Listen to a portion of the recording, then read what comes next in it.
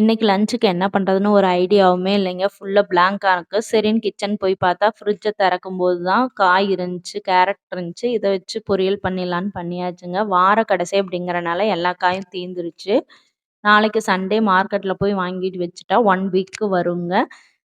இன்னைக்கு ஆடி 18 அப்படிங்கிறனால கொஞ்சம் ஜவ்வரிசி வந்து ஊற வச்சிருந்தேன். பாயாசம் வந்து வைக்கலான்னு ஒரு 1/2 அன் ஹவர் ஊற வச்சு எடுத்துட்டீங்கன்னா, டக்குனு வெந்து வர்ற மாரி இருக்குங்க. நல்லாருக்கும். தேங்காய் துருவி போட்டுட்டு நான் ஒரு 5 நிமிஷம் எப்பயுமே நல்லா ட்ரையா வந்து வதக்கி விடுவேங்க. அப்பதான் சீக்கிரமா கெட்டு போகாத மாரி இருக்கும். சில பேர் போட்ட உடனே அப்படியே வந்து இறக்கி வச்சுருவாங்க. பாசி பயிரும், பீர்க்கங்காயும் போட்டு குழம்பும் வச்சாச்சுங்க. இந்த பக்கம் பாயாசம் ரெடி ஆயிருச்சுங்க. நான் பாயாசத்துல வந்து பால் சேர்த்தி தான் குடிப்பேன். எங்க வீட்ல அப்படி குடிக்க மாட்டாங்க. அவங்களுக்கெல்லாம் தனியா எடுத்து வச்சுட்டு, எப்பயுமே பாயாசத்துக்கு வந்து பால் நான் இறக்கி வச்சதுக்கு அப்புறம் தான் ஊத்துவேன். நீங்க எப்படி ஊத்துவீங்கன்னு கண்டிப்பா கமெண்ட் பண்ணுங்க. இல்லன்னா திரிஞ்சு போயிருமோன்னு ஒரு பயம்தாங்க. உங்களுக்கு எப்படின்னு கமெண்ட் பண்ணுங்க. பாய் பாய்.